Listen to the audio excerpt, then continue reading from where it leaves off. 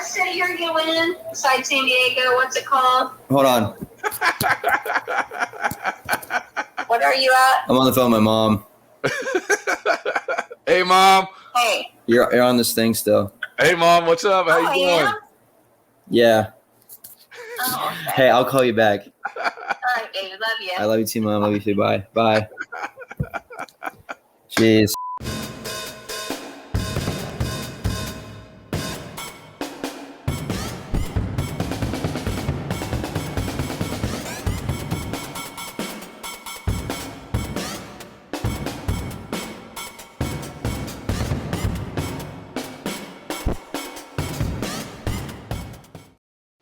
Hello, skateboarders. Welcome to TSM Live Show, Season 4, Episode 9. I'm your host, Tommie Zam. We got a great episode for you. This episode's feature skater is Jonathan Henderson, music by Dark Heavens, interview with AJ Nelson. You guys ready to get this show started? Let's do this.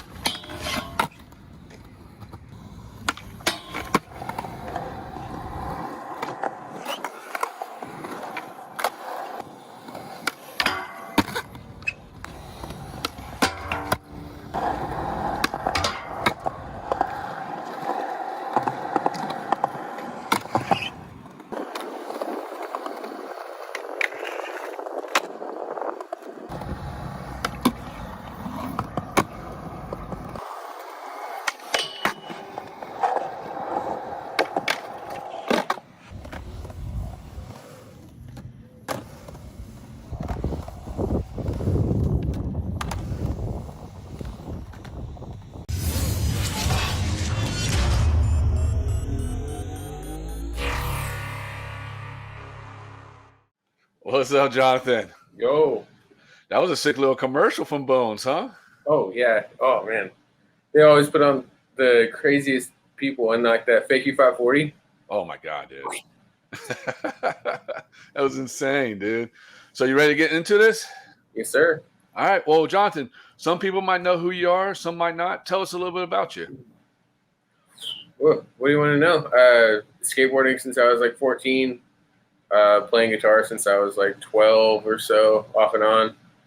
I don't know, just into creative stuff. Just want to go do stuff, make you feel good. Set a goal, get the goal done, and then you're like, oh, yeah, I did that thing. And then, I don't know, just keep it going with that. Hell yeah, hell yeah. And where'd you grow up at? Do what? Oh, outside of Fort Worth, I kind of moved around. I moved to Arkansas for a little bit, moved to Missouri for a little bit, then just back down to Texas, and I've been here since like 4th grade. Like 2000, I think, is when I came back down here. Oh, okay. Yeah, down here. Cool, cool. And then is that where you grew up skateboarding at in Fort Worth or what? Yeah, whenever I moved back down here, I moved in with my grandparents. And my friend across the street, he had his dad owned a concrete company. So, like, they had a badass driveway. And, like, he would always be skating and, you know, doing whatever. So we'd always go over to his house to ride bikes or, you know, whatever thing that we had to go do, we were going to go over to Sal's house to go do it because he had a whole bunch of land. So he skated, and then it was kind of got me sparked on it. But then my dad got me a PlayStation 2 with Tony Hawk Pro Skater 3 and 4, and I was like, "Oh, it's on! This is what I want to. This is all I want to do now. I don't care about anything else. I just want to do. I just want to skate. That's it." So that's pretty much it. Like took over. Oh yeah, so Tony Hawk Pro Skater is what got you into skateboarding and everything. Oh yeah. Oh yeah. Well, who was your skater? Bob Burnquist. Oh yeah, did you do all the crazy tricks and stuff? Yeah, it was just, and then I was watching like X Games at the time, so I was like playing the game and then like watching videos and then watching the contest. So I started kind of getting a vernacular for like what tricks were and like fakie nollie, like why this is a crook versus why this is a nose grind kind of thing.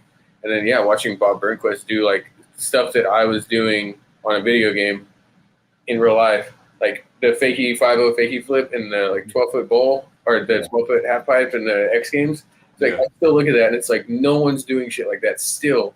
And like he was doing that back then. I don't know. He was always one of my favorites. Hell yeah, dude. That's rad, dude. Yeah, Bob is sick, dude. Definitely a rad skater. And but then so like when you got into skateboarding, do you remember like your first actual board that you rode, or do you remember where you got it from? Well, so I had like a little bitty Walmart board or Kmart board, and then got a bigger Kmart board, and then I went to like Academy and got like a Mongoose board, and then some like World Industry stuff. But like those are all kind of like still plastic trucks and like shitty grip tape and stuff like that. But I went to Fast Forward, and like that was my first like actual spot to go to and get like a board that's like, okay, what size do you ride? I was like, I don't know sizes. I was getting just whatever. And they're like, well, you know, you might need this size and like these kinds of trucks and like stuff like that. So a Fast Forward blank with, I'm pretty sure it was Venture Trucks, Lucky Hardware, and like Black Panther bearings. And then the red die cut, like Mob Fast Forward grip tape. Mm-hmm. Yeah. Oh yeah. That was probably my first like actual like pro setup kind of thing. Hell yeah. And so like Ford's a skate shop, correct? Yeah, Fast Forward is a skate shop. They recently closed down, I think, permanently at the beginning of last year, I think. It might have been this year. Yeah, I think it was this year.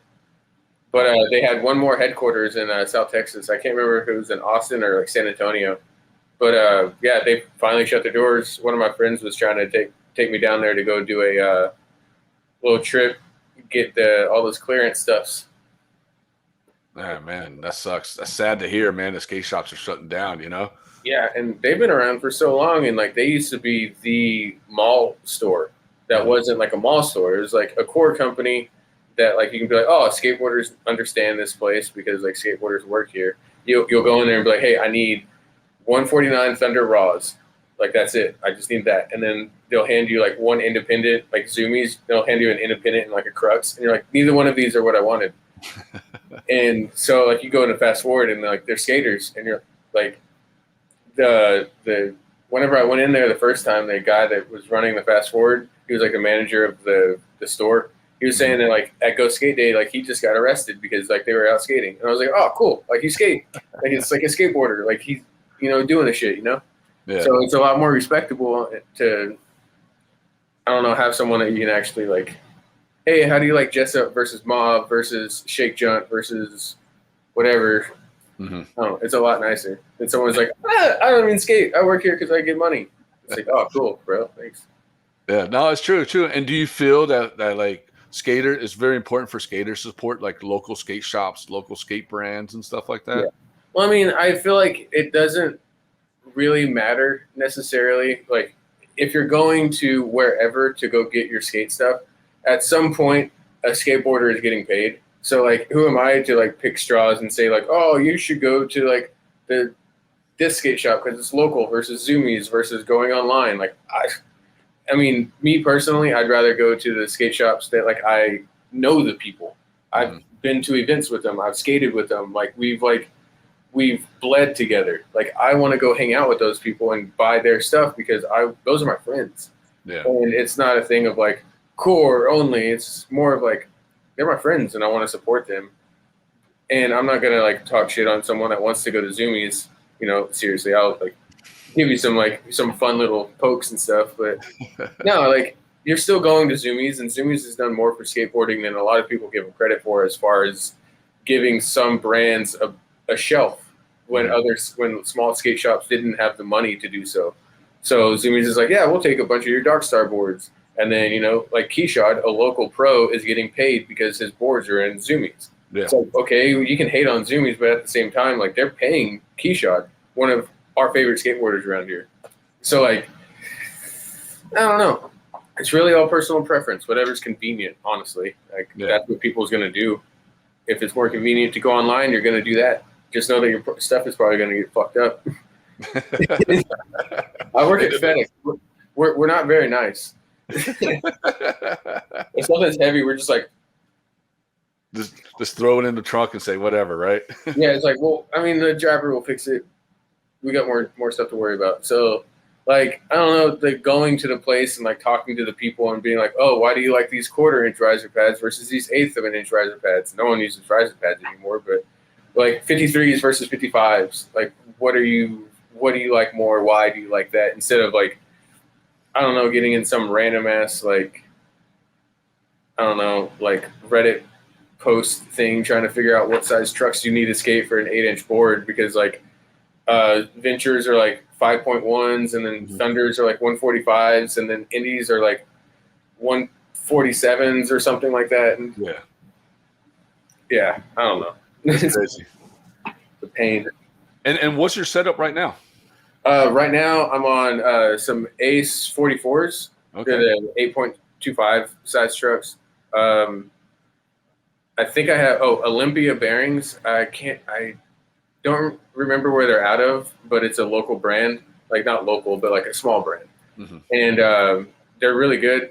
Refused wheels. I got 53 millimeters, and then my signature Allen key hardware. I feel so wacky even saying that. And then hold on, rewind. You got a signature hardware? Yeah, on Mammoth. They're all gold. Oh, what? All gold boys, actually. You got a set on you right now? No, I don't have a set on me. They're at the house, but I know. Oh shit, that's sick, dude. Yeah, the homie got a pair, and then they just came in. Hell But yeah. I got that, and then a 8.25 the Point shop board. The Point, they go through clutch, just like push foot and Q and like Rhythm. A bunch of brands go through clutch because clutch is like the best for the price. You can either pay like a shit ton to go through Paul Schmidt and not get a whole lot, or I don't know. Clutch is a really good, solid manufacturer though. Yeah, and honestly, why do you like their board so much? Is it because of the shapes, the concaves? I mean, it's just solid. It's just really good. Like you can get whichever shape that you get and whichever like press, like whatever size, anything. It seems like they last a long time. And I've been skating. I was on a skate shop back in 2011 to 2015, before they closed down, and they were going through clutch. And then I would go and get like another board, like Birdhouse used to go through clutch before they went back to, or I went to Baker Boys distribution. Yeah. So I don't know. It's like it's a tried and true. Like Primitive goes through clutch. Like Primitive is trying to buy the clutch distribution. I think Zero goes through clutch. A lot of people go through clutch, but they just don't. A lot of people don't know it because you can pay money to have them not stamp the little thing on there. So like people will be looking at it, be like, "Is this clutch wood?" It doesn't have the little thing, so I don't know. But like everyone loves it. It's just good, solid wood. Hell yeah, definitely. I usually ride like girl boards. I don't know what company does. I think Prime makes their. I don't remember, but I like girl decks just because I like their shapes and and they have a little bit of concave, but it's just perfect for street and stuff like that. Yeah, that's why I like the shape that I skate through from clutch. It's usually the S. It's like a really mellow concave, but like it has a lot of power when you need it. So like if you need to snap something high to get like up like I don't know, tall ledge or like a force there or something like that, you have the power, but you also have the finesse. Instead of it being one or the other, it's like a DGK board. No, like a Zoo York board is like a lot of power. Yeah, like that has all that snap immediately, and then like some boards maybe like a cliche or something like that. That would be more of like a finesse kind of board. Yeah, so definitely. I don't know. That's sick. And talking about pop, you gave us a video. Tell us about this video we're about to watch. Oh, just some like fun stuff that me and the homies, we drive around and like be like, oh, what's that over there? And like look at some spot and then like make the building, like make the block and find some spot and be there for 4 hours and then not even go to the thing that we were trying to go to. So it's just a bunch of like fun times, really, just hanging out with the boys, just going and doing it, Hell yeah. Well, you ready to check out Jonathan's pop video? Oh, I see. It's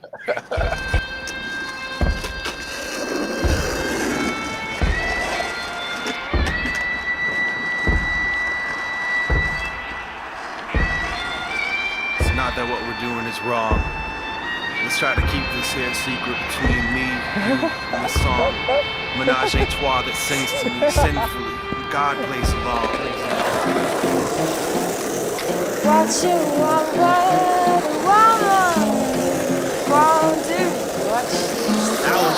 on her, she was sweet on Jesus. We slept with a blanket barrier between us, master of a craft that had her laughing like hyenas when I asked her if she'd marry an elitist. Staggering genius of lace with the grace of a drunken monk. The mask isn't seamless cause her face says something's up, but I don't dare ask her, I just listen, switching to my bed here and adjusting my position. As she discussed Ginsburg, I listen and learn. As she disperses words, I just resisted the urge to do like he would, whatever he wanted, if she allowed me to. She dangled that carrot and then asked me, what would Bukowski do? Don't go there, he'd make you his mom and then completely lie about it in a book later on.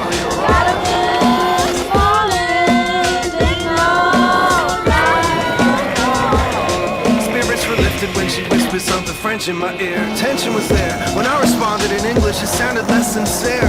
The sex in the air couldn't be left alone, so welcome to the Terror Dome, a bedroom full of pheromones where nothing that we say is set in stone. I thought it was for posterity, I'd already be writing better poems, but I'm talking in extremes, best this and best that. Let's not regret anything that ever gets said to this hellcat. Creeping on all fours, ready for combat, with secretive walls, sneaking their claws in our contract, bending every which way but loose, with no proof that anything that we've suggested to this day is the whole truth.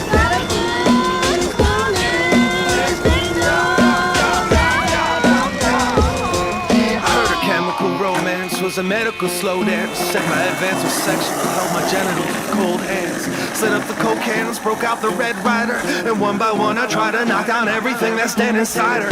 She used to treat street dividers like a balance beam, arms spread wider than the legs in her dad's magazine, reenacting the pages that she could trap between. I used the kindling and then spilled the gasoline. Now I'm your water boy, I fetch it from your cheeks just like tennis balls. Smell the stench of your weakness on the bedroom walls. Somebody careless let them vaporize. Who let these fall to the floor from your poor vacant eyes? Disintegrate first impression, but I work better on page. They say words are my profession. Let me spell it out in simple language, plain English. I want your suicide to be a book of mine that I never finished. I just wanted to know right or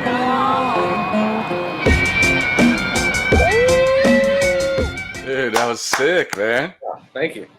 Dude, where's that last spot at? That last spot was pretty sick, dude. It's like downhill. It's at a school in like a kind of a janky kind of area of Fort Worth. It's called I Am Terrell.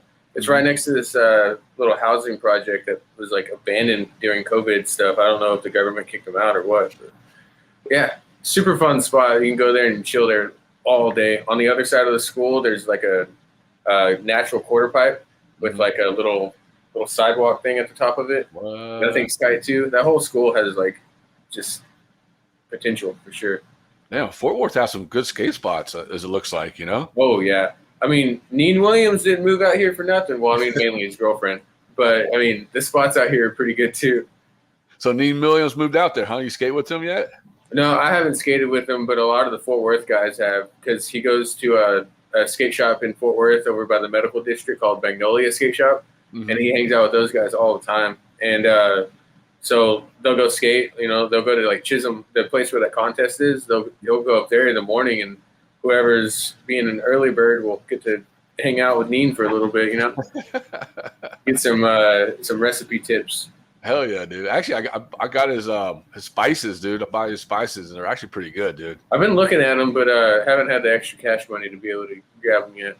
They're not a damn chance. Yeah. If you get a chance, you got to get some, dude. That stuff's good. I get the veggie kind, and sometimes I eat veggie, like plant-based Beyond Meat stuff, and I'll just put it on sausages or the meatballs and stuff. Dude, it's perfect, man. So good, dude. Yeah, I have to try it out for sure. A lot of my friends have gotten it, and they swear by it already, but it's like, Well, before we take off, who are your sponsors? Push by Skateboards, Refuse Wheels, Mammoth Hardware, The Search Apparel. All of these guys are out of Fort Worth. Q Skate Shop. And kind of getting hooked up a little bit. So shit. What shoes are those? These S Quattros, man. Ooh, Don Brown's hooking you up or what? No, one of the reps from around here. Okay. I don't want to leak his name, but I very much appreciate it. these things are so fucking good. These are my favorite skate shoes. Like, so I got back in the day, I had some Adrian Lopez. I think the AL50s, and those are like my favorite shoe. I ran like probably like 10 of those in a row, and these are now those shoes for me. Hell yeah, dude. Well, they just brought back Tom Penny, so that's pretty sick, dude. Yeah. Yes. Hopefully they do a reissue shoe. That's like what I'm like hoping for, like a Tom Penny. Like, give us a Tom Penny shoe, please. You hear that, Don Brown, man? Yeah, he's always had the best shoes. Don Brown wouldn't do us like that. He wouldn't put Tom Penny on and be like, y'all don't get a shoe. Nah. Well, cool. And before we take off, is there anything that's coming up that people need to check out or anything? Hopefully at the beginning of the year, Pushfoot is going to have some cool little things going on. We're pretty sure you're going to be in the loop on that one. Yeah. But I mean, not really. Like, we're just steady skating, trying to do stuff and level up in life. Really. Oh yeah. And where can people find you at? Do you have a website or anything, or what?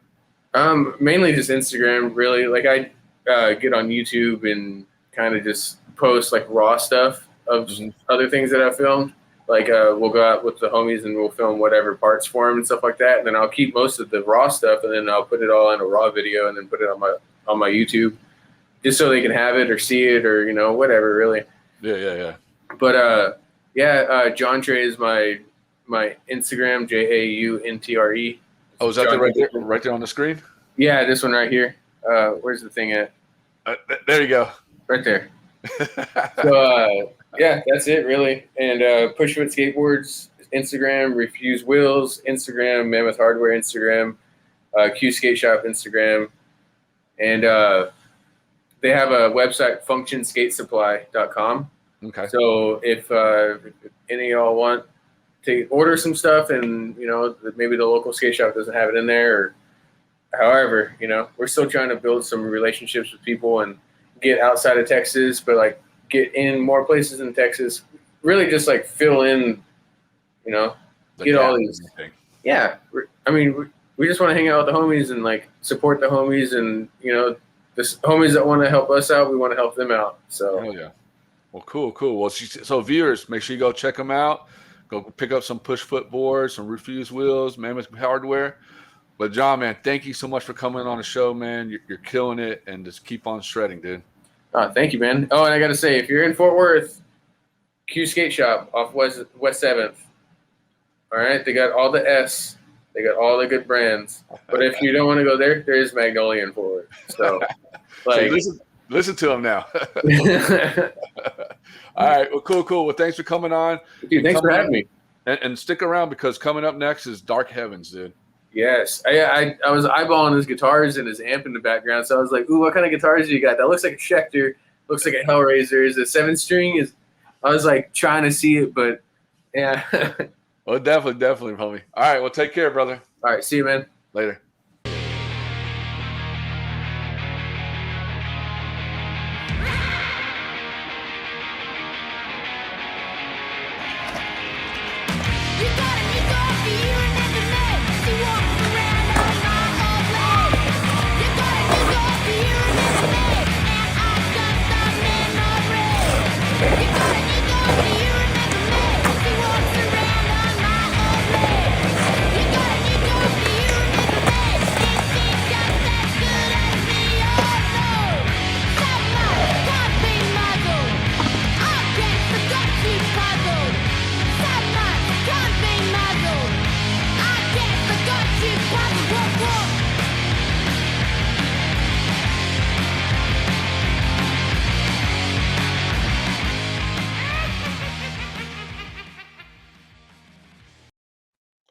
What's up, Dark Heaven? How you guys doing? Doing all right. Yourself? That Breana chick rips. I know, dude. She's so good, dude. Holy crap. I've been hearing about her getting like all this coverage and all this stuff, and she turned pro, and then I just saw that video and I was like, okay, so that's why. Yeah, she dropped a little part, man. The girl dropped a little part of hers, dude. It was so good, dude. I mean, seriously, it's amazing. I was kind of blown away. And then that edit just now, I'm like, oh, it didn't seem like a normal girl edit, like usually they're kind of hip hoppy and stuff, and it was like a little more punk rock. So I was kind of stoked with that down a new direction stuff, Hell yeah. Well, you guys ready to get into this? Yeah, let's do it.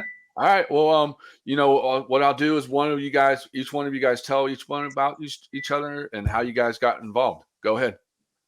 All right, Donovan, you go first. Okay. Well, also our bass player couldn't be on today. We're a 3-piece. And we had a really, really bad band fight this morning, so we just didn't send him the link. Basically, he didn't pay the studio rent, so. Oh shit! Yeah, he didn't pay the studio rent, but yeah, he got COVID pretty bad, so you're just gonna get 2 of us today. But hey, Drew, if you're listening out there, we're thinking about you, man. Hell yeah. Dude. And then you still got to pay rent. Yeah. You're not giving COVID free pay or anything? No, that funding just ended, man. It was like last Monday. Oh. We'll have to figure that out. Yeah. We definitely need to figure that out. But I haven't forgot what the question was. So Donovan, tell us a little about you. Oh, okay. Well, I'm here. I live here in San Diego now, San Marcos. I met these dudes when I was in the Bay Area. I was up there for a while. And if I remember correctly, Anthony, I think I met you first time at a Muse concert. Is that right? Is that kind of? No, but that's kind of when we kind of broed out. Well, I definitely saw you there, and I even knew you. Here's the thing, though. There's a lot of people watching, and I want to make sure like we look cool. So I'm not sure I want to really publicize the first time I met you and the track jacket and like jeans you were wearing in like 2006. Oh shit, I already did. But it was cool. Yeah. He was nightclubbed out. Yeah, I met all these dudes up in the Bay, and as you know, Tommie, with my skateboarding background, like music's obviously a huge part of skateboarding, right? I mean, you listen to music before you skate, during, after, like all the time, whatever, vibes you want. And so for me, it was like kind of rock and metal. And my friend Drew was in a band called Dredge, and we always hung out and partied with those guys. And then Drew and I got kind of drunk one night. I can say that. That was back then. And we started recording some random stuff at his house, and like just old school style out of a laptop. And we're like, oh, this is cool. Like, let's just keep doing this. It's just fun. Like we love music, want to keep creating. And then, Anthony kind of fell into that too. And then we just kind of started Dark Heavens as a band, and just like, here it is, like, I don't know how many years later, but we're still doing it. And actually we just put out our first record this year ever, which is insane because it took forever, but man, we're really stoked on the record. So our first full-length record. Yeah, we had first full-length. Yeah, we had an EP prior. It was like 5 songs. We recorded in San Francisco. It was great. Good stuff. Yeah, it was good. That was a little more like, kind of, what'd you say, Anthony? It was a little more like, kind of more punk metal a little bit. Like it was. Yeah, also like a little more comical. Like when the band started, if you go back and listen to our early stuff, it was, like you said, I got drunk one night, and it kind of started as a joke, I mean, the name Dark Heavens, and like we had a pentagram on our band logo and everything, and like you think Tenacious D, Steel Panther, like it was just, and we weren't even like trying to follow those guys. It was just this thing, and still I wasn't even part of it at this point. But I came into the picture, and I was just kind of laughing at it, and I'm like, "Are you guys serious?" And they're like, "Yeah." I mean, no, but yeah. And I'm like, well, shit. I'm used to doing like, serious, like really like heartfelt projects where it's like, like really passionate music. And then Donovan just brought this like total, like lighthearted, like just fun, vibe to it. And it was cool. So over time though, of course, the band, you kind of build that bond, you start jamming together, and then things start to kind of change. Each band's album is different. So I'd say we've definitely gradually shifted away from being more comical and being a little more serious, but I don't want to say it's like Tool serious or like political Rage Against the Machine serious, like we still have a song called Modelo 86. There it is, right there, guys, right there. Yeah. We got a lot. Yeah. By the way, I highly recommend getting that album because the liner notes that we put in there, I mean, they're not there. We forgot. But there's still good music on the album regardless. Yeah. And Anthony, and what do you play? You play the drums, right? Or Yep. Okay, how long you been playing? Oh shit, 25, 26, somewhere in there. Yeah. And so did did you play in other bands before you met Donovan, or how'd you get involved in this? Yes, I was in this. Yeah, good question. Thanks for asking. I was in this band called Delta Activity back in the. It sounds weird to say it now. The 2000s. Like you could say like the 20s or 30s or 40s or 50s. Like what if it's like the zeros or the tens? Like 2000s, you know. The 2010s. 2021. Yeah, there we go. We're in the 20s now. We're all good. Yeah. So, but I was in this band called Delta Activity, and it was around like, I don't know, 04, 05, that the bassist in this band called Dredge, our bassist in Dark Heavens, our band caught his eye, and then he wanted us to come play a few shows with him. So we became friends from there. And then, yeah, that bridged this gap of realizing that these two had a few drinks one night and came up with the name Dark Heavens. So, but Delta was a lot of fun. I really enjoyed that. Did a lot of different projects over the years, but I think one of the funnest things about this one in particular, Dark Heavens, is the extent to which we've taken our recordings and our videos and our productions.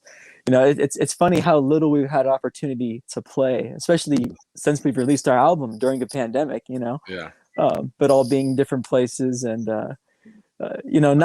not like back in the day, when you're gigging like 3 times a week at like every single place around the area, so it's a different vibe, and it's been really cool. It's been really cool to work with some excellent producers, and some great studios too. So that's right, dude. That's so rad. And Donovan, go back to you a little bit. So you started skateboarding when? Yeah. Oh man, like a long time ago, man. I think I started like when in the 80s I started skating, like I've been skating forever. and I can tell you this, my body knows it. Every morning I wake up now, I'm like, yeah, I think I remember that slam back in the 2000s or the 90s or, And you had to enter a contest, a pro contest, right? Tell us about that. Yeah, so I was skating for Select Distribution, which was like, at the time it was Shove It, Vision, all those brands. And I was on Grind King too. But it was called World War III. It was a huge contest in Huntington. And basically the Select Distribution, I'd entered a bunch of AM contests and, I was doing like Castle and all that. And I was getting like, top fives. And they're like, hey, if you, in this pro contest, is a pro-am, it's $25,000. There's every skater from like Rowley to like Costin. I mean, it was insane. It was like, I think 150 pros showed up. And if you make the finals in this contest, we'll turn you pro because we know you can hang and skate with these dudes. Because I was AM for a while. Yeah. And so I was like, shit, all right, dude, like that's kind of a gnarly thing to ask. Like to make finals, it's kind of, I pretty much in my mind wrote it off. But it's kind of funny. I actually had a really bad, like kind of this bad kind of breakup at the time was going on. And so I went out there and just sent it and I skated super hard and landed a lot of stuff and ended up making the finals. And it was just, I made it by one slot. And then after the end of the contest, they walk up to me and they go, here's your contract. And and I ended up touring the world for like 6 years after that. And it was an incredible thing. And, but man, I definitely remember that day vividly because I literally was so intimidated. Like my heart was like pounding out of my chest. Like, because I'm skating with dudes like that, I'm like, these are the dudes. Like, and remember my respect for them was so off the charts. Like it was hard for me to even like talk to people like that or approach them. But it was rad though. Everyone was super cool. Like, they're like, hey, that was a rad, trick you did. Like, keep it up, man. Like, everyone was super cool. And that's why I always loved skateboarding. That's why I always kind of stay in skateboarding. Like, even though I know there's a lot of haters in skateboarding, like, really it comes down to, like, people want to see you do well if you're skating hard and you're, like, pushing it. Like, they're like, hey, you know what, dude? Like go for it, man. So it was good vibes. But that's kind of how I kind of took that kind of same passion of skateboarding into music, and just kind of was like, yeah, I want to do what I did in skateboarding and music now.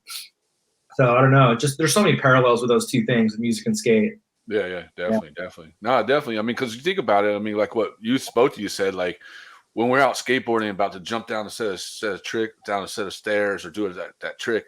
Well, whatever song we listen to on the radio or on our whatever, that's what sticks in our head, and we just go with the flow, Yeah, no, for sure. And actually, there's a song on a record. It's called Concrete Ice. Mm-hmm. And it's all about skateboarding. It's all about like taking hits and getting back up and just kind of going through like that mental battle. And I think any skater, just anyone can relate, because it's like, it's brutal. Sometimes it takes days to, you guys know, it take like 5 days to get the trick. You might have to come back like for 2 weeks. Yeah. And then get it. And then, but that's kind of what concrete ice is about. It's just kind of like that, almost not like a mental resiliency where there's no not doing it. You're just going to do it no matter what it takes. And that's actually one of my favorite songs on record, because it's a little more like, I don't know what you're saying, Anthony. It's a little more powerful. It just kind of got this like, I don't know. But that's right, dude. And Anthony, so I mean, playing drums, I mean, you probably grew up watching some like old heavy metal bands like Def Leppard and like punk bands like NoFX and stuff like that. And like to be a drummer for a big band like you guys are, I mean, that probably like inspires you more, right? Definitely, man. It was I didn't mean throw those old heavy metal stuff in there, No, man. I got some vibes to that. I think like one of my all-time favorite metal drummer was Vinnie Paul. Oh yes, from Pandora, and I got to meet him at NAMM one year. Dude, it was like experience I'll never forget, because I don't know if are you familiar with the story about how Dimebag, his brother, was killed on stage? Yeah. It was crazy stuff, So for Vinny to have to witness that and to have already gone through the breakup of Pandora prior, he kind of went into hibernation, and he finally came out again. And I got a chance to see him at NAMM. I don't know how many times he'd been out in public, doing stuff since, but man, I got a chance to just walk straight up to that guy and shake his hand, and I was like, dude, you have been just because in terms of influence, I mean, he's untouchable. The guy's an animal, absolute animal. Danny Carey, that was another huge influence of mine too. Tool, yeah, man. And as far as like, it's interesting because I get a lot of inspiration from different directions too, like Buddy Rich even.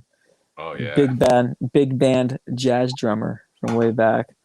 He was like one of my big time favorites growing up. I was always a nerd too, hanging out at the drum shops. Like, just like there's all these skate videos and like, there's drum videos too, man. They're a lot more dorky, It's like a lot more technical stuff, and like the camera just sits there and this guy's like, okay, on my next pattern, I'm going to do the Casanova pattern added with the bass drum on 2 and 4. 1, 2. And you're like, yeah. Plus. I can picture you doing that young. You're like, yes. It was the jam, man. Back before the YouTube days, Yeah, that's rad, dude. Drum videos. We played a show in LA at the Viper Room, and I remember when we got on stage, we were pretty well rehearsed, and we cut off the first 2 songs. We were jamming and stuff, and I remember the people that were there were all looking up at the stage at us, but they weren't looking at me or Drew on stage. They were looking at Anthony. And I was like, what the fuck's going on? So I was like, what's he doing? And then I'm like, I just looked over at Anthony. He was just absolutely shredding.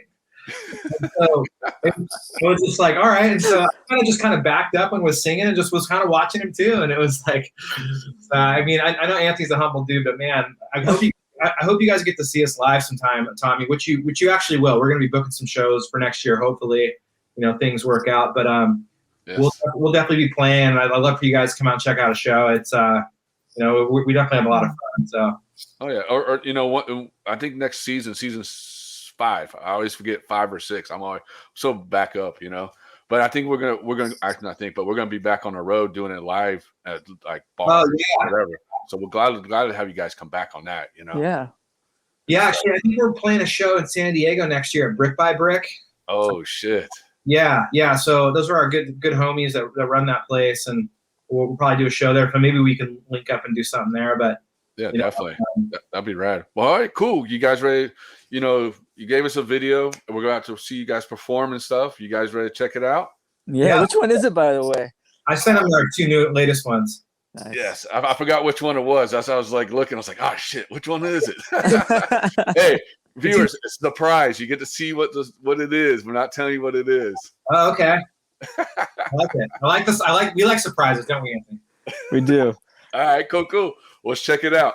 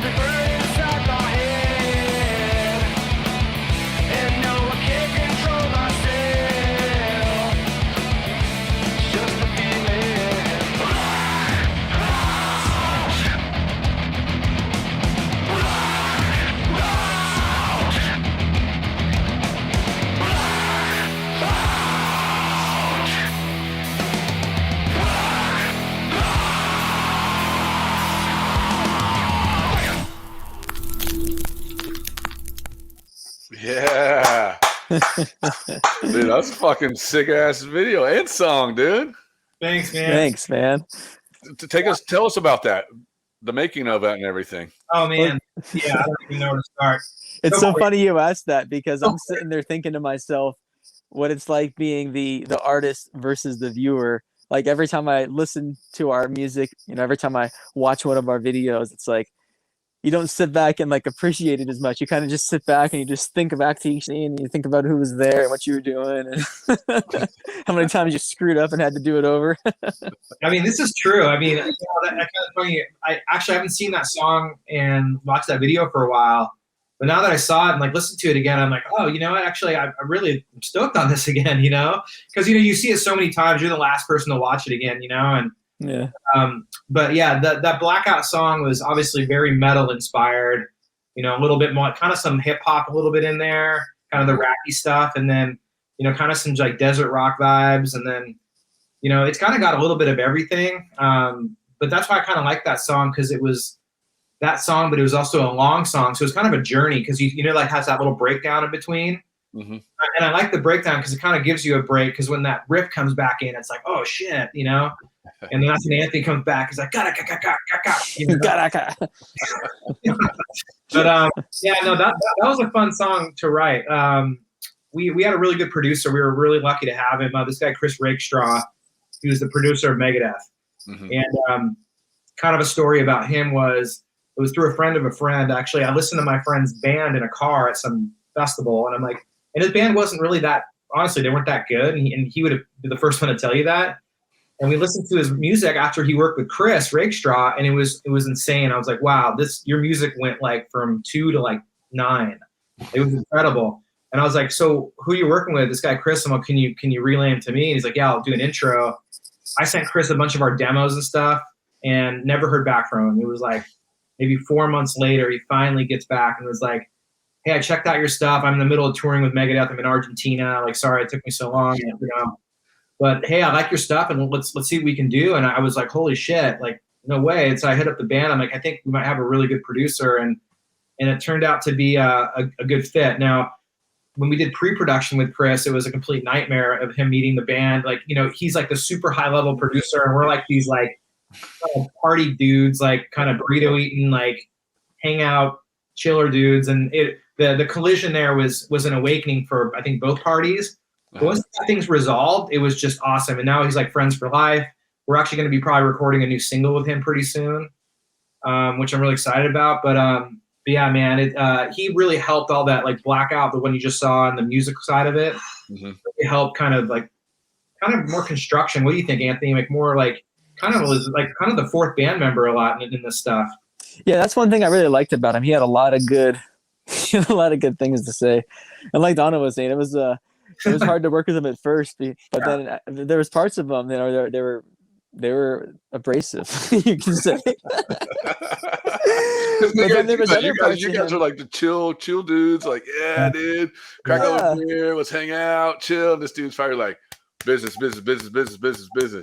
Yeah, and respectfully, I mean, between him and then even me, like we found out later, we both had a lot of personal stuff going on too, which made it even more difficult. But like, it was crazy once it all came through and started working in the end, because all of a sudden, like there was this way that his harshness and his lack of sugarcoating was no longer coming through as something that was abrasive. It was just facts. It was just facts. And it was good because he's the kind of guy where you'd be recording, you'd be listening, and you just see his hand come down on the space bar. He's like, stop. What the hell was that? Really? Are we recording garbage? I mean, honestly, that is the most, like, I mean. He put us on blast. It was great. I appreciated that, like we appreciated that. I think we're actually, stoked on our record and proud of it. Yeah, it came out so good. We needed some slapping up a little bit, and like he would make us play things over and over, like, hey, you have to do it again. I'm like, no, it's perfect. He's like, not even close. Like, do it again. In pre-production, he's like, he was making Anthony, like, his drums is hard, like physically. I mean, you can't just play something again over and over. I mean, after a while, it's like, all right, you got to take a break. You got to get a Gatorade or something. Your skin starts falling off your fingers. Yeah. A normal show is like an hour and a half. A recording session is like, okay, all day. Yeah. So physically and mentally we got work, but once we kind of got past pre-production, got in the studio, it was like one of the best experiences easily in my life, and with the band and stuff. Like it was incredible to work with someone that that adept to creating amazing award-winning music with other bands, and kind of taking his process to ours. Like, I mean, it was awesome, man. We're super thankful. So it came out in our music videos, came out in our music, but our video side, I don't know if you've done any research, Tommie, on any of our music videos, but we don't really just put out like a video. A lot of bands like put out lyric videos and stuff, which is cool. And actually those can be rad as well. But we really put in like a lot of more of like, I don't know, would you say like short stories, Anthony? Like more like mini movies, because we really ideate. We like storyboard everything. We really go through a pretty deep process. So. Oh, the storyboards are the best. Our bassist Drew is an excellent artist. That's that painting behind me, actually. Yeah, I was wondering about that. Yeah, so they can That's do that a pretty little. sick, dude. Yeah, he's dope. He goes through and he makes storyboards for all of our videos. Yeah, I think y'all had a video with a storyboard in it, wasn't it? Didn't y'all? What was that? Y'all had a video was a storyboard in the back of it, didn't y'all? Oh, like a behind the scenes video or something? Yeah. Yeah, Yeah, did. Yeah. We posted a lot of stuff on our social media, like because some of the drawings and storyboards are dope in itself. Oh, they're great, man. Want to like frame it, like it's because I don't know, Drew is an amazing artist, so we're kind of lucky in that sense. We have like a really good artist for direct the videos. Mm-hmm. We got everyone's kind of brings their their unique skills to what our band is. So it's super fun that way. It's just like everyone's got their thing, Yeah, that's rad, dude. No, it definitely is, and you guys are killing it. And before we move on, Sure. What you guys got coming up for 2021, 2022? Rest of this year and then next year. Y'all got any big plans, music videos, tours, or anything? Yeah, I mean, we're working on a music video. We're kind of going back and forth on some ideas right now. So we're going to put out another music video, which we're pretty excited about. Obviously, we're looking into playing shows. We're just starting to kind of talk to producers and promoters for next year, and like what shows and what are going to happen. So it's kind of going through that process. So hopefully we'll announce like some shows by the end of the year for next year. Mm-hmm. And which is actually already here. It's like 3 more months to the end of the year. And then we're actually just kind of finished the rough draft of a single. Going to jam it with the band and get their feedback and get them to kind of gel with some stuff, and hopefully we get a new single out sometime as well. But yeah, we got a lot of stuff. I mean, our record's still pretty fresh, so we're still promoting it, doing these kind of shows, and we're obviously extremely thankful to be on this show. It really we're all big fans of you, Tommie, and the whole thing. So we really appreciate it. Yeah. And where can people find you guys at, and where can they pick up the album at? That's a good point. We just updated our MySpace. It's looking. Yeah. I mean, hold on. You really said MySpace? Yeah, MySpace, or you can go to darkheavensmusic.com, and our new record's on there. Okay. We wanted to thank our music label. We're on 7 Hard Records, and they've been super supportive. And yeah, good. But yeah, we have a bunch of stuff on there. We got some shirts. We're actually getting some branded skate decks. Dark custom ones. Yeah, so they'll be on our store, I think, hopefully by next week. But we got the Facebook page, Instagram, of course. Yeah, exactly. And what's y'all's website? Where can people go check you guys out? Yeah, it's darkheavensmusic.com. Okay, cool. Yeah. So you guys hear that, man. Make sure you go check these guys out. Find out where their next gigs are going to be. What if they're going to be in your town or what? If not, DM them. Tell us you need them. Come and play at one of your venues in your town and stuff. Yeah, we're open. We'll play birthday parties, Anthony. Right? Oh. We just got done playing a Sunday church service this morning. They actually hired us. Can you believe that? Are you serious? We'll take anything, Tommie. You want us to do a little improv set? We'll do it. Hey, you guys got to jam out in the strip club. Do a music video in the strip club. That'd be awesome, dude. Hey, just make sure I'm the bouncer, all right? Deal. Hey, and also too, Donovan, tell them about Sway Energy. Oh yeah, so this is the brand that I work for, Sway. I love this obviously product because it's got low carbs and low sugar, and and I don't like the crash scene. So just check it out if you go to swayenergydrink.com. A lot of really cool stuff. We're doing some cool stuff with the Barracks coming up, which happens in 2 weeks. So I don't know, a lot of cool stuff, I think, with this brand, like in the next year or two. So we're super stoked on that too. Hell yeah, hell yeah. Well, thank you guys for coming on. You guys killed it, man. And before we take off, one more.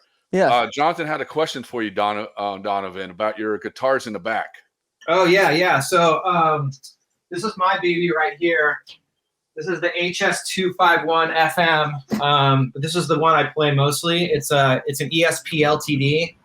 But man, this guitar is the best. It sounds the best.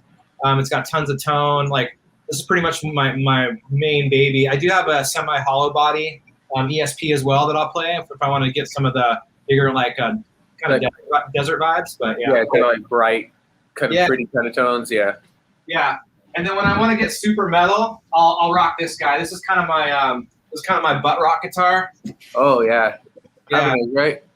Yeah, this is an Ibanez. It's got a little different sound, a little more metal. So if I'm getting the metal vibes, I'll put this one out there. Nice. So this is also a super rad guitar, and really, the louder you get, the better this. The better it sounds. Yeah. So, yeah, man, that's pretty much the deal. You know. Hell yeah. Well, thanks guys for coming on, man. And you guys killed it. And to stay in, tune in.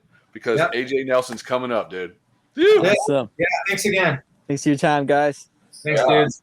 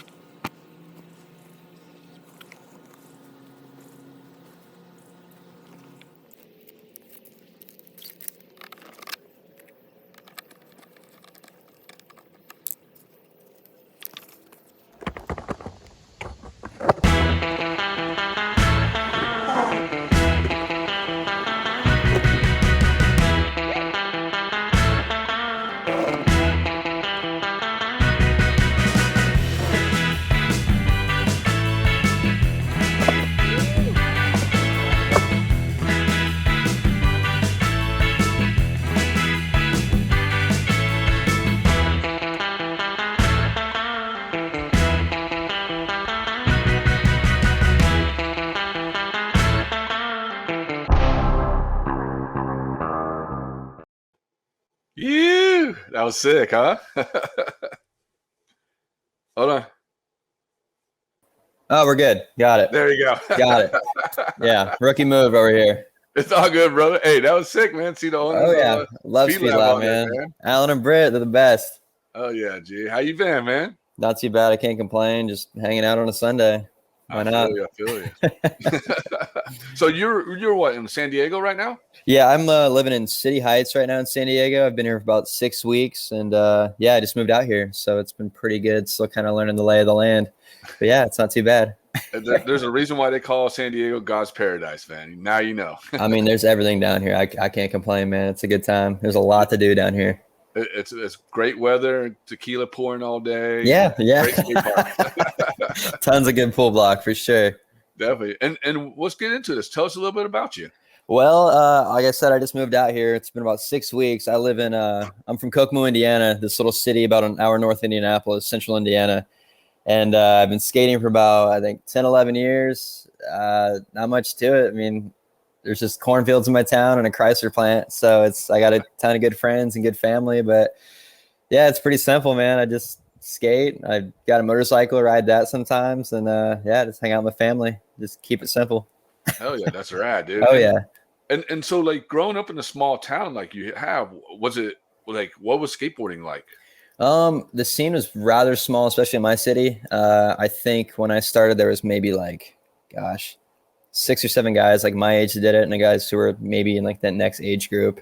But when I got into high school, excuse me, it was like everyone quit. It was like me and 3 of my friends, Hunter and Jarek, and we were it. And then after we graduated, we get this like resurgence of younger kids coming in skating. But it's come and go. It comes and goes with numbers, and they lessen and thin out. People do other things, but it's always been a pretty small scene. But Indiana's got a good skateboarding scene as a whole. But my city, it's pretty small, but it's growing for sure. They built a new park, and there's a lot of good potential coming up with the new guys. Hell yeah, that's rad. And how'd you get into skateboarding? Pretty much. A buddy of mine named Jarek moved in on the block, and in my neighborhood, you just played football, baseball, everything. And I had the biggest backyard, and we just, play, just tackle pigskin and any sport you can imagine. And when he moved in, everyone started skating, and I was like the last guy to skate. So I was like, I want to hang out with my friends. So my mom took me to get a board at this local shop, and it was on after that. It was like July 26th of 2009. I got that board. I don't know why I remember the date, but yeah, it's been a while. Oh, yeah. And did you remember the setup? It was it was a micro. I was a tiny guy. Like, I'm small still now, but I was so tiny when I was like 13. But it was a micro mini complete. It was a Starlight. It was like this weird like alien astronaut guy on the bottom. It had like multicolored grip tape, crown trucks, crown wheels, like ABEC 3 bearings. Mm-hmm. It was so small, but I still have it on my wall at home. But yeah, I remember it. It was. I mean, I flipped it around, and it's like a rectangle. I just razor-tailed the shit out of it. But yeah, man, it's still going, still doing it. Hell yeah! And do you have like, a skate park, or not skate park, but a skate shop that supports your area or your town or anything like that? Yeah, we growing up, we had a DK's Main Street Skate Park, and they sold it out to some other friends of mine. They did it for a few years, and now I got a buddy named Tommie that runs it. It's called Local Supply, LOKO, local, yeah. And he's been getting product in. He's got a little indoor right now for the guys to skate because winter's going to be coming, and you're really shit out of luck in that sense in the Midwest. But yeah, he's doing a good thing for the younger guys. They got a shop to grow up with, which is just clutch to have when you're a kid. I mean, and the other shops are in Indianapolis or far and wide. We're just kind of in the middle. But yeah, it's a good scene. It's good. It's starting off. But yeah, Tommie's doing a good thing for him. Hell yeah! And you said the weather. So what's the weather like in Indianapolis? Man, it's so bipolar. Yeah, it's so bipolar. So like spring, for example, I mean, gosh, I remember first, second week of March, it'd be like 65 degrees one day, and the next day it would snow and be like 32, and you're shoveling your driveway. And the next day it all melts and it's 65 again. But it's just random. You don't know. But it gets bitter cold. Like 2 years ago, I think it was negative 46 with the wind blowing, and it was colder there. It was like rather than Antarctica and Alaska, it was colder in Indiana that one day, which is just insane. But yeah, it's just we get every season, and they're all brutal, and it rains a lot when it does, and it snows when it does, and it seems like it lasts forever. But yeah, it's quite a bit. It builds character. You need snow. You need to shovel. It's good for people. I wish more people would shovel. So you're out there shoveling just it's a skate park to skate the park, correct?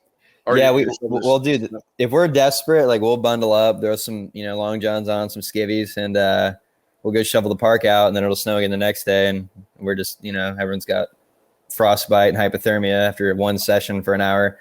But yeah, you make do, or if you're lucky, you find an indoor mini ramp. But yeah, you make do, man. It's part of it.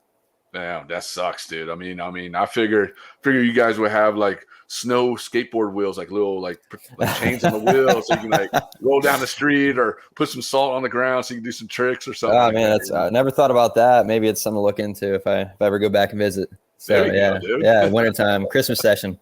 Well, at least you're in San Diego, man. Now you get to experience, great weather. Yeah, it's 50 all year long.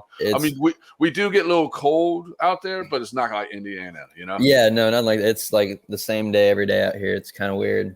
It's super nice, but I got to adapt to it for sure. So what's it like? I mean, coming from a small town to going to San Diego, is it like a big wake up call? I know you only been there for 6 weeks, but is it I shock for you? I visited out here before, staying with friends, skating at events, whatnot. But like being here and like setting myself up in the mentally being like, well, I'm not on a vacation anymore. I'm living here. It's a bit of a shock. Like everything's fast. Traffic's insane.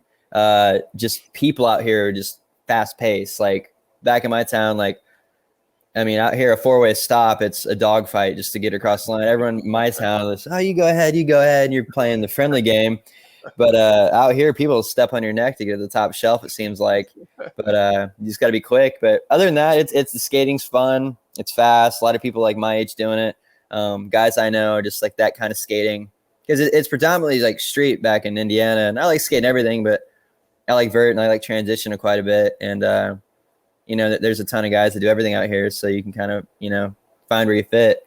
But Definitely. Yeah, I'm still adapting. I'm liking it, trying to, find what's right and what's wrong and kind of go from there. Yeah. But yeah. Have you been skating? Have you skated at a City Heights skate park by you? Yeah, it's maybe like 10 minutes down the road from my place right now. And I got 2 good friends I live with, and we'll go ride it all the time or go to Linda Vista. Memo Park's super cool. I've been all over, man. I don't care to drive. I'll go 2 hours north or 3 hours south. I mean, I did that back home just to go ride a vert ramp. Yeah. But yeah, man, there's so much out here. I'm kind of losing track what I've ridden and what I haven't ridden. So we'll see. Yeah. Have you skated Poods Park yet? I do. Yeah, I mean, that place is amazing, especially when you get a good session with like the old guys in there. I love skating with like the old gen. I just like talking to those guys, but watching them skate still and their age and everything, it's pretty cool. So I like Poods a lot. Encinitas is sick. Yeah, I know Sheffy skates up there all the time, dude. Oh, killer. Rad. I don't think I've skated with him yet. Maybe one day. You'll see him. He's always up at Sean Sheffy. He's always up at Poods Park, man. Like, awesome. Always. Hell Like, yeah. I think he lives around the corner. But yeah, I love Poods Park. Whenever I'm back in San Diego, I always skate Poods Park because Kenton Russell built such a great plaza, dude. It's so amazing. Yeah, I haven't gotten too much into the plaza, but I'll be in the bowl all day. I mean, that thing is just it's slick sometimes. It'll bite you, but man, it's solid pool block. I like that a lot. But yeah, Poods is rad. Love it. So you skate a lot of vert and tranny. So what got you into that? I mean, I know is it from Indiana or what? When I started skating, we skated street. I mean, we just kind of went out and did that, and we didn't know any better. Didn't know anything about skating. I sure didn't. And I think when I was about 17 or 18, we have this grind line skate park in my hometown. It's called Pipeline. It's got an elbow full pipe. They built it in like 06. Mm-hmm. And one day I was like 17 or 18. I was just like, I want to learn how to skate this park. I want to skate big tranny. And because I was like a mini ramp kid, and all my friends and I, we just skated mini ramp or just go jump off whatever we could find. And I fell in love with skating big tranny and bowls. And that place was just unreal. And no one skated it. It was a ghost town because it was such a death trap. And then I got into skating vert probably 5 or 6 years ago. I go to Ollie's skate park, which is in Florence, Kentucky. It's no longer there anymore, but they had an indoor vert ramp. And I met these 2 guys, Peter Fernay and Todd Morrow. And they're about 40. They're getting close to 50. Really good guys, but they're like 12 mentally. Love them to death. I met up with them, and I just kind of ran into them there. And I was skating the vert ramp padless, and they're like, "You need pads. We hate watching you run out." It's like, I've never skated in pads. And they found out that I'm from Kokomo, and they were in southern Indiana themselves. And after that, I'd link up with them. After I bought some pads on Amazon, and got a ProTech old like retro full cut and some 187s. And I was like, I guess I'm doing this. And every vert ramp was like, there's no vert ramps in Indiana. So once a week, twice the past 5-6 years, I would drive 3 hours to a ramp and 3 hours back just to learn how to skate a vert ramp. And I loved it. And it was so fun. I'm glad I did it. And I definitely kind of missed that part of it, getting to the session. But it's kind of nice. There's vert ramps maybe 20 minutes from my house now. So I can't complain. But yeah, I like skating everything. I don't like being picky, but I like going fast. So whatever's scary, I kind of like. But yeah, I've seen some clips of yours skating vert, man. But you kill it, dude. Like you got such good style on there, man. Thanks, man. It's I really like old 80s skateboarding. I hang out with those older guys, and I appreciate that a ton. And yeah, it's a good time. Just whatever works at the time for the time being. But yeah. Well, we got a clip of you. Let's check this clip out real quick. Let's check it out. Yeah. Right.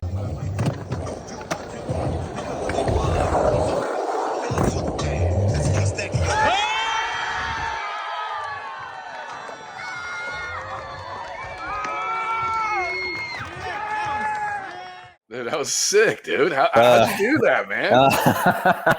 Well, was it from playing Tony Hawk Underground video games or something? I never played those video games. I played like Madden and like these like 3DO Army Men games. I hardly ever played skateboarding games, but that was I don't know where that came from, but that was the first demo I've ever been a part of or anything. The Powell guys put it on at 5 points, and it was a bunch of little rails and kind of dinky little boxes and this 1/4 pipe, and it turned into, well, how can we get gnarly here in this parking lot? We just sort of jump ramping it like it's like 88 or something. And when we were younger at that Pipeline Park, me and my buddy Graydon McFarland, really good friend of mine, lives down in Texas now with his new wife.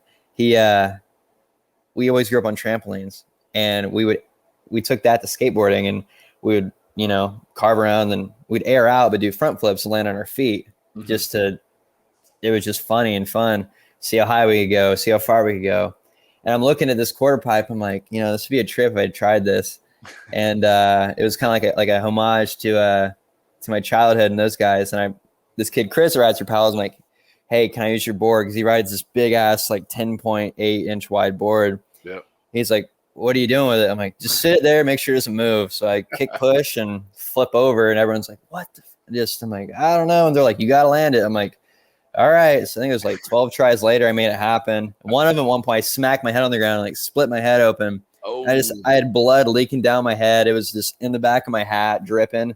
Wasn't too bad, but totally had a concussion. And it's like, there's all these little kids here just watch me just kill myself. But it worked, and I don't know how it worked. I got lucky, and that kind of blew up. So I'm sure people are sick of seeing it. But well, hey, I will say you probably killed the website, man. Well, killed man on that thing, dude. It was something else. I broke his board. I felt bad for that. He just set it up. I snapped the tail, and I landed on it. But it's a trip. It was a good time, though. It was a really neat event, and I was glad to be a part of it. Couldn't complain.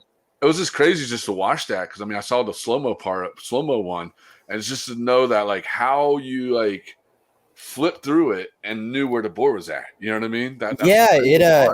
It's not really a front flip or a back flip. I've watched it. I'm like, I didn't really do either of those, and it was just kind of like this weird like corkscrew. Man, I don't know. It's just like I got to find the board, and I'll just make sure my body follows my head. And I grew up wrestling. I did wrestling for 10 years. So that teaches you body awareness and just how to contort your body certain ways. And it's just, to trust yourself. And along with skating, I think that helped quite a bit too, just like body awareness. And it worked, man. I don't know how it worked. I don't want to do it again. That's for sure. I'm over it. I know what's going to happen, dude. Every demo, people are going to expect you to do that trick. I know my mom was tripping pretty hard when she heard I hit my head and I was bleeding. She's like, freaking out. It's like, do you have a concussion? Are you driving? What's up? I'm like, no, I'm fine. It's got a little flesh wound, a little cosmetic damage. But yeah, for her sake, I probably won't do it again. But love her to death. Shout out. She's watching right now. Shout out, Mom. I love you. But yeah, it's cool. It was a fun event to be around, and just the younger kids skating there and riding with them was really cool. Doing that with Powell. Oh yeah, that's awesome. And do you have a name for the trick? Is there a name out for it or what? Man, I don't know. I think it's just called just being an idiot, but everyone's calling it like, it's ironic because I did wrestle. It's like, it's a full Nelson or it's a half Nelson or that Admiral Nelson, like some whiskey or whatever. But you can call it whatever you want. I just like, I'm just stupid for that. Hey, I'll make it easy. We'll just call it an AJ flip. How about that? That works too. You can call. I won't say it, but you can call it whatever you want. I'll let you call it. All right, it's an AJ flip, everybody. That works out. You heard it here. Well, it's cool. That's rad that you ride for PAL. Knowing the history of PAL Peralta. Yeah. How did you get involved in that, dude? So, man, it's still today. I'm like, really? Like me? Like it blows my mind, especially when so I got hooked up through a really rad guy named Jim Tesnar, and he's one of the raps at Powell. And it was about 3 years ago. I was at an event, and how the offer went down. It was they wanted to say, like, hey, do you want to ride for Bones Wheels?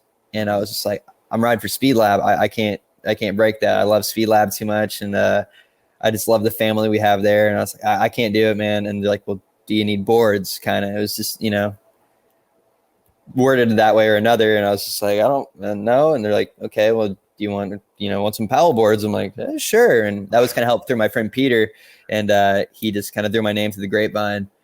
And I was flow for about almost 3 years.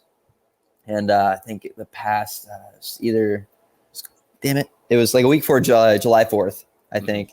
And I got pied, and that's like their initiation process. And I remember that Peter guy and my good friends, Jake Allen, Graydon McFarland, Hunter McClish, and my brother Alex were there.